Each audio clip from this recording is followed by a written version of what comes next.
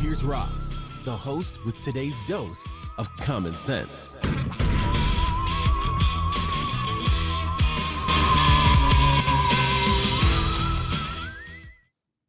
Hey, hello, everybody. Welcome back to the podcast. I have a couple of things to talk about today, but first and foremost, I think is going to be the terrorist attack in Germany. Another terrorist attack in Germany. This one's a little complicated, and it might get confusing, but I suspect that there's a lot more to the story than we know at this point, which is always the case.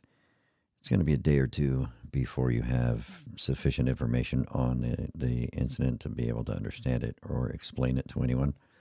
So the only thing we know right now is that someone drove a vehicle, a car, a BMW, precisely, into a crowd of people during a Christmas festival shopping thing in Germany. And initially, they said only one person was dead, but now apparently the death toll is up to 5, and over 200 people were injured. So we're going to look at that on the web, on the news here. So let's switch over to that one. My German is rusty. I did spend 3 years in Germany, but it was a lot of years ago, 35 years ago or whatever, and I think I've used 4 German words since then, so my German is very rusty. But Magdeburg. Anyway, towns are hard to pronounce over there. But this is from the BBC, and it says that on Friday, a man plowed a car into a crowd of shoppers at a Christmas market in the German city of Magdeburg. Okay, 5 people dead, more than 200 people are injured. 41 of them are said to be in critical condition. And this was a security failure. And I don't mean on the part of, like, say, the police or someone who is in charge of security for this thing. Whoever set up the perimeter security did it wrong, is essentially what happened. When you read through the story, there were concrete barricades because a lot of places around the world, even here in the United States now, they've converted a lot of outdoor spaces to walking path only. So they've cut off vehicle traffic into certain parts of towns, and it just becomes like a walking mall, or what they used to call a lifestyle center, or things like that, where you can just walk, and all the streets are just turned into walking paths. It might take up a block or two of the city or whatever. Well, they sometimes do that temporarily for different events and things. You've seen it. They'll put up the whole sawhorse, the little wooden barriers, and they have cops' cars there, and they're like, hey, you can't come this way. Well, sometimes they put up concrete barriers for something a little more permanent or something a little more security conscious, for anti-terrorism, vehicle intrusion, prevention, things like that. But whoever set up these concrete barricades here, and I don't know if they were permanent or temporary, the gap in between that was there to allow people to walk through the barriers and get into the market was wide enough for this BMW to go through it. So that was a huge failure on the part of whoever set this up. And they allowed a car to drive into the pedestrian-only area and plow through a bunch of people. But that's not really the interesting part, although I'm sure there's a lot of people who could try to put together some form of conspiracy related to that. Somebody did it on purpose. Somebody set this up. There was an insider. This was a conspiracy. Someone on the inside spread those things out so this guy could drive his BMW through there and all that. None of that's probably ever going to turn out to be true. But the suspect's name is Talib A. They're only referring to him by the first letter of his last name. Germany has some strange privacy laws that even if you're a murderer, they have to protect your privacy in print and things like that. It's kind of a strange thing. It might be a European Union thing, but you'll see that a lot where they don't put out the person's full name, but his name is out there, and I could probably Google it and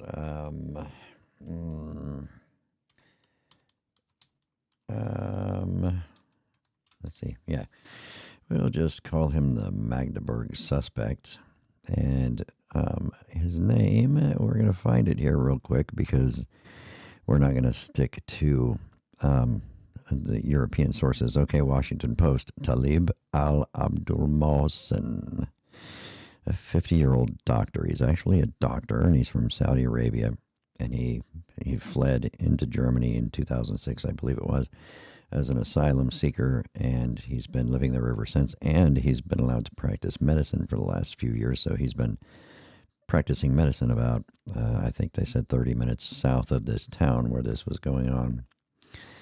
So that we have, but otherwise, don't understand a motive because they claim that he was an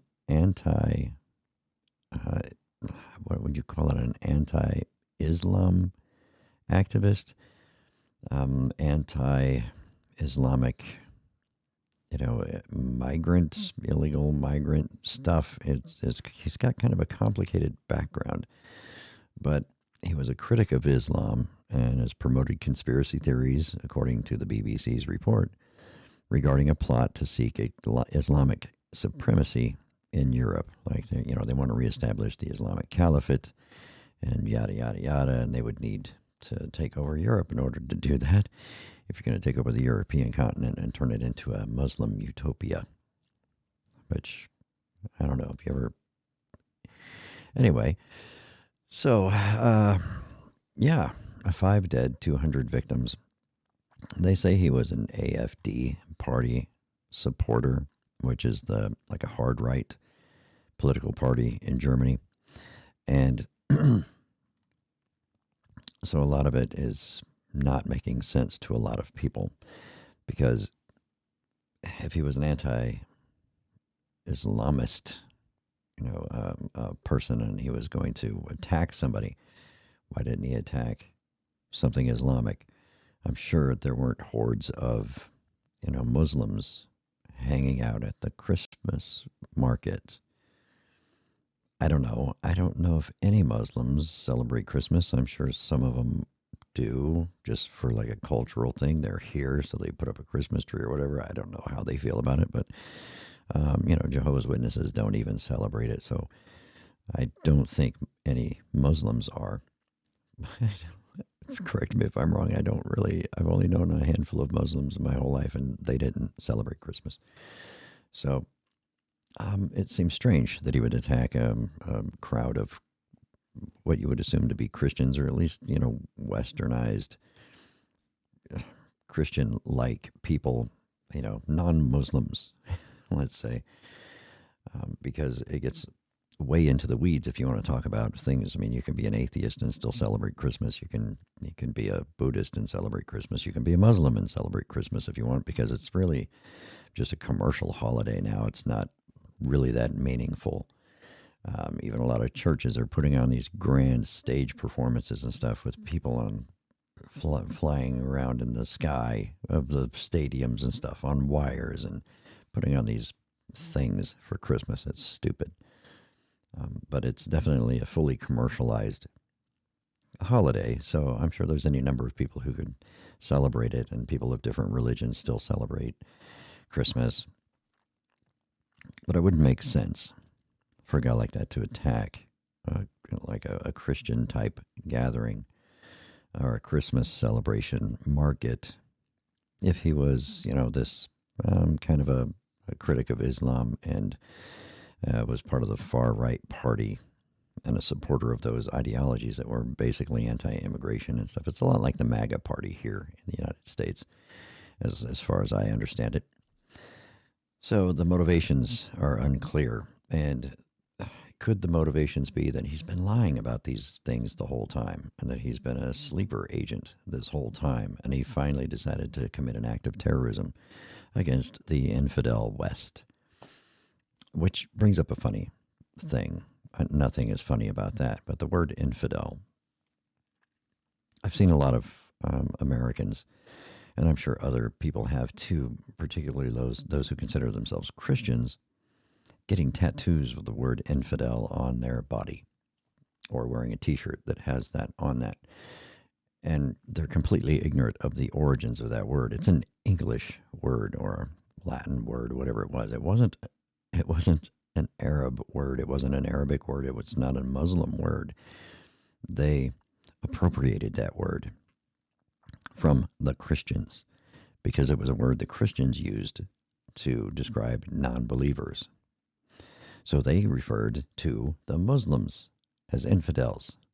And they sort of turned it around and said, no, you're the infidel. You're all infidels because you don't believe in the, Allah and the Quran. So I find it very interesting when supposed Christians get the word infidel tattooed on their body because it means non-believer. It doesn't mean not a Muslim or I'm against Islam. It means non-believer. You don't believe in God, essentially an atheist. Or at least it can be modified to, you don't believe in the correct God. So if you're going to label yourself an infidel as a Christian, that's kind of stupid. But I'll move on. So it's confusing to me, the details around this case. If you've known me for any length of time, you know that terrorism used to be my thing. I studied terrorism for decades, and I used to teach classes on terrorism and anti-terrorism and things like that, going way back before 9/11, back into the 80s when I was in the military in Germany. I used to teach little classes on terrorism awareness and terrorism history and anti-terrorism practices. I was in a position, I don't know if I should tell people what I did, but I was in a position where I needed to I was a security team chief who protected highly sensitive stuff. We'll just call it that for now. Stuff where deadly force was always authorized to protect it. So if you've ever seen that sign, you probably understand what I'm talking about, but we don't need to go into that. But so terrorism was a big thing for me to study and understand because that was our biggest threat back in the Cold War, during the late Cold War, the 80s and into the early 90s, was terrorism. And of course, it started before that, but 70s, 80s, and 90s was a big terrorist threat time during the Cold War. And we had numerous terrorist organizations that were active in West Germany, because then it was West Germany. I was there when the wall came down, which was kind of cool. I wasn't actually at the wall when it came down, but I was in Germany, in West Germany when it happened. Fascinating experience. Maybe I'll talk about it someday. But it doesn't make sense. And I've studied a lot of terrorist incidents and terrorist organizations and things like that, and I don't know. Either way you approach this doesn't make sense. If he's a hard right AFD supporter, why did he attack the group of people that would be most likely on his side? And if he was not an Islamist, if he was truly, an anti-caliphate, anti-Muslim supremacist kind of person, why would he commit an act that would make him appear to be just a typical Islamic terrorist? That doesn't make sense, unless he wasn't very smart. I don't know. Or, excuse me, or it was all fake. He was faking his anti-Islamic supremacist ideology. He faked his reason to seek asylum. He pretended to be a westernized person and not one of those, and put on a pretty good show and just kept himself under the radar for a while until he felt like it was time to act, or until his handlers told him it was time to act. So it could be one of those. Who knows? The possibilities are endless at this point, but none of it makes sense to me. That doesn't mean that there's some sort of grand conspiracy or anything else. What it really means is that we don't know enough about this guy. We don't really know enough about his motivations, to even have a meaningful conversation about it at this point. So it's all speculation. So I can't really say anything else about it. Neither should anybody else until we know more about it. But it's kind of a confusing situation for me to think about when I look at the reports, because doesn't fit the mold of anything that we would expect to happen. So we have to keep our eyes out on that one. And I'll follow up with it here in a few days when we know more about it. And the other thing is, the other day, a friend asked me, how do you feel about flat earthers? My initial response was, they're fucking stupid. And then, everybody laughed. But then it's not as simple as that. Well, it sort of is, because let me explain my position on flat earthers. You're fucking stupid. That's pretty simple. That's pretty direct. But it's not because you're dumb. You're just being stupid about this one topic. And that's because it's 2024. And if anyone still believes that the earth is flat, there is no other explanation than you're just fucking stupid. And so you need to fix yourself and stop being a moron. But that brings me to another situation. Oh boy. Where, listen, I'm going to turn on the screen share thing again for those of you who are following along on video.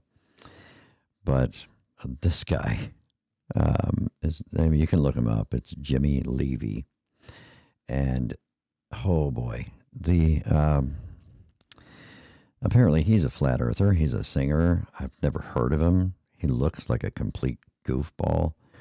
He sang the national anthem recently at this Charlie Kirk, pro-Trump rally thing or whatever.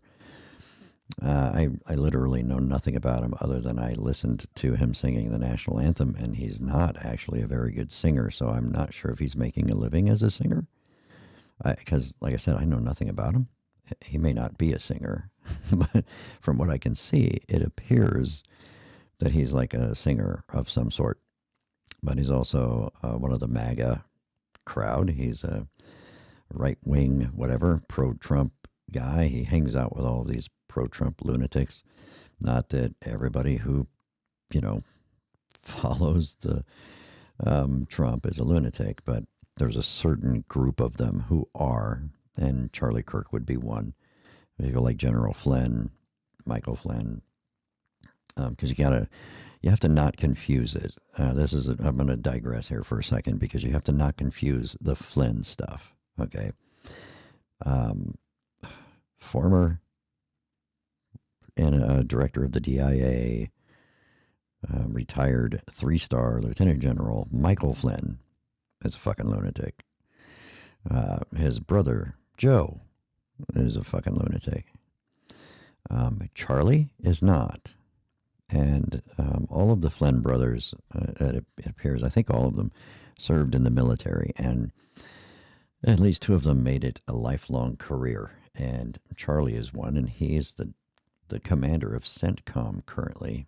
And from everything I've researched and everything everybody else has researched and looked into, Charlie has nothing to do with anything that Michael Flynn is doing, any of his organizations, nothing. He doesn't even mention the guy's name in anything that I've been able to find, and he has apparently tried to distance himself from that faction of the family. At least publicly he has. So when you're going to say General Flynn, you have to be careful because there's more than one General Flynn. Charlie is a 4-star now, though, so not just a 3-star like his loser brother, who was only a 3-star. So, if you want to look at it that way. So Charlie appears to be the more successful of them, and he's currently the commander of CENTCOM. At least the last time I checked, he was the commander of CENTCOM. So you have the MAGA crowd, and you know what I'm talking about when I say the MAGA lunatics, because there are just regular Republicans who like Trump, but they're not running around with Trump hairdos and Trump masks and giant Trump flags flying out of the back of their trucks and doing rap videos about Trump. That's a little just weird. You guys really need to just tone it down a little bit. You're lunatics. You're kind of crazy, and that's what people are noticing. And so you wonder why they're not taking you seriously. Maybe that's why. That might be why. But anyway, Jimmy Levy sang the national anthem at a Charlie Kirk thing. And like I said, Charlie Kirk being one of those Looney Tunes kind of guys, I really don't like him. I've watched a few of his interviews and stuff, and the guy's a serious loser. But apparently, Jimmy Levy is a flat earther. And I'm not following him. I'm not going to follow him. But if you look at this, this is what I'm talking about. Can you see this on the thing? Let's double check. Yes, you can. What's showing on the screen now, for those of you who are just listening, is a video from this guy, and he's wrapped himself in an American flag, and he's wearing an American flag patterned shirt, and he's wearing a Trump hat, and he's got this goofy ass looking, fake looking beard. It might be his real hair, but it looks fake. So I'm not sure what's going on. It looks like it's pasted on his face. And I'm not going to listen because I don't care if he actually knows how to sing or not. Oh, what the hell is listening? That's what makes me an American. Are you hearing that? I don't know if you are or not. That sucks. He's not a singer. I don't know what the hell he's doing. This guy's famous? Is he? Does anybody else know who he is? I might be just going off the rails here, and nobody actually knows who this guy is, and he's just some loser who shows up at MAGA events, and somehow somebody asked him to sing the national anthem. I don't know. That's not good singing, though, Jimmy. And if you're such a proud American, you should stop, defiling our national symbol, the American flag, by wearing it as a shirt and wrapping yourself in it like you're some sort of weird MAGA Jesus. So knock that shit off if you want people to believe you're an actual patriot and that you understand our country at all. And I don't know, take some singing lessons and stuff. You could do that. It's America. You can remake yourself. You can turn yourself into an actual entertainer with some practice and some training. It might cost you some money, but I don't know. You've got enough to buy flag stuff and put it all over the place, so you can probably afford some singing lessons. I would suggest you do that because you're not a good singer. You're not. And I'm sorry, Jimmy, but if you are a flat earther, well, there's only one thing I can say, and that is that not only are you untalented, you lack talent as an entertainer and a singer, but you're fucking stupid. So what I'm getting at when I say that is 5,000 years ago, if you believed the earth was flat, hey, nobody knew. There was no way to know. But several thousand years ago, the scientific minds of the earth figured out that the earth was round. And they did that. There's actually a Carl Sagan video, part of a documentary out there, where he explains how they figured out that the earth was roundish, or whatever you want to call it. And it had to do with shadows and monoliths and things like that. And they measured shadows at different times of the day and at different locations during the same time of the day, and yada, yada. And they figured out that the earth was round.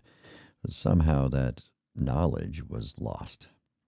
And so in the Middle Ages? Europeans, again, started thinking that the earth was flat. And I don't know how many of them thought that, but it's a thing that they talk about in history school classes, where people thought that whoever it was, Christopher Columbus, was just going to fall off the edge of the earth because the earth was really flat and all this other stuff. And it's, so if you believed that, if you were back then, it would probably be acceptable for you to believe it, because there would be nothing visual for you to see as a normal human being to go, well, yeah, the earth is round like a ball. If you had a scientific mind and you could do the math, and you're analyzing shadows and lengths of shadows and all of that sort of stuff, you could look at it and go, well, obviously the earth is round because of this evidence that I saw in my in my experiments. But your normal lay person is just going to go, none of that makes sense to me. That's not explaining to me that the Earth is round. And you could tell them the same thing over and over and over again and explain it to them, but they're never going to grasp it because they don't have a mind that can think about science and math or something. But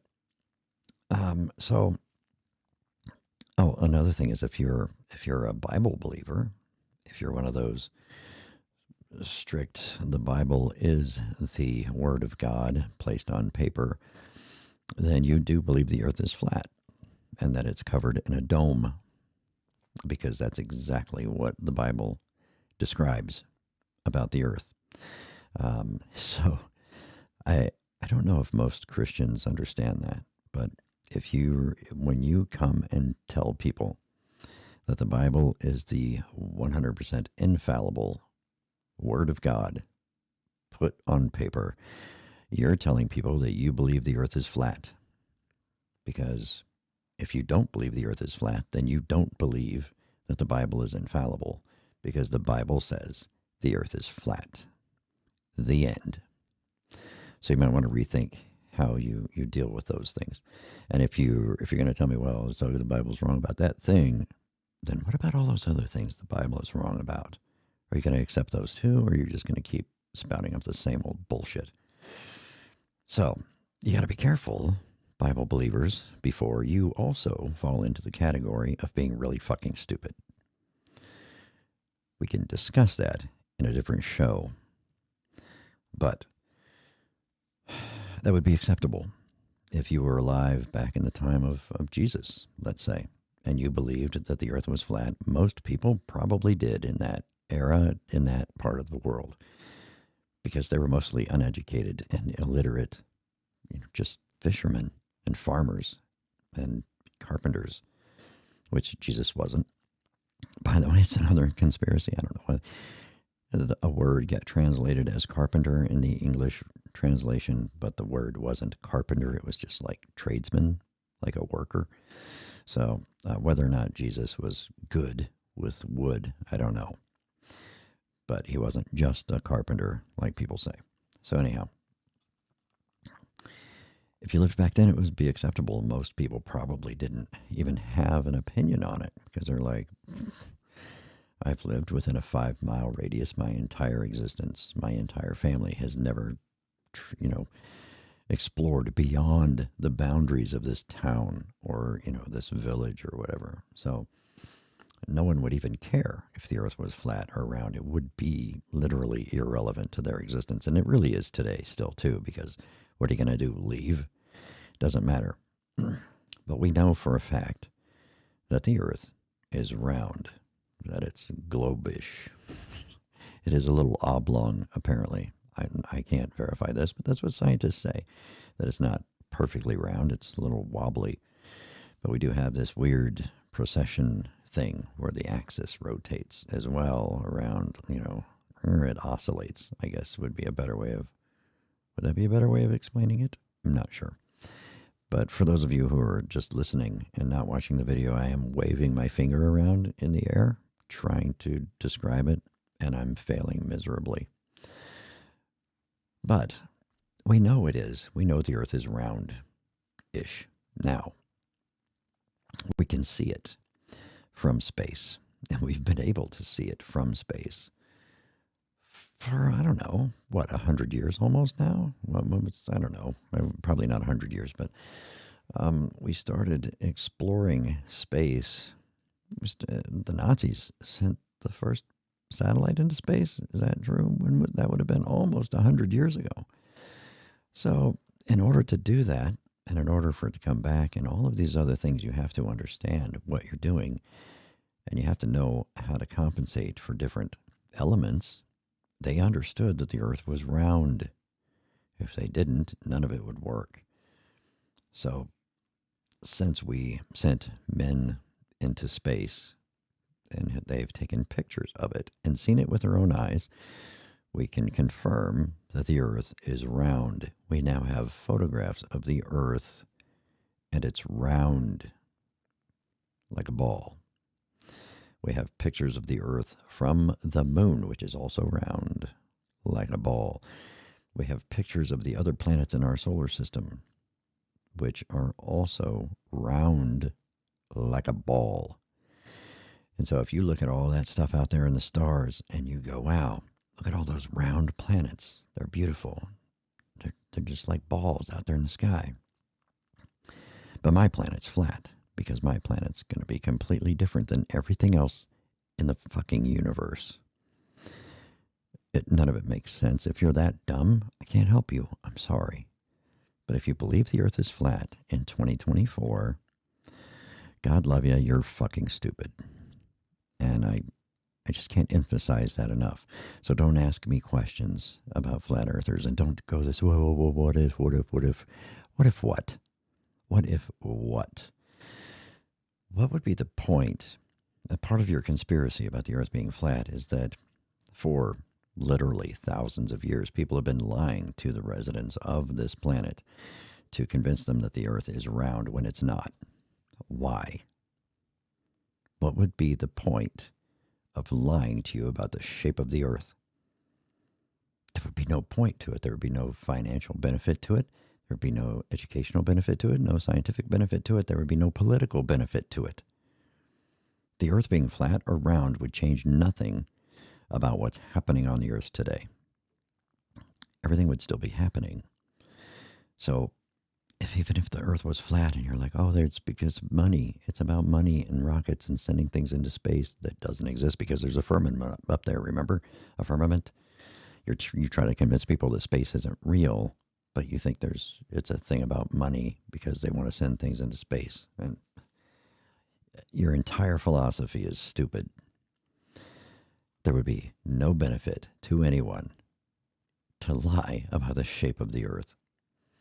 And if you're coming up with some convoluted, description of why it would make sense for them to lie to us about the shape of the Earth, I'm sorry, but you've got way too much time on your hands, and you're not smart enough to be doing this. So you need to stop it before you hurt yourself, because you might give yourself an aneurysm if you keep thinking, because your brain was not designed to think about things on that scale.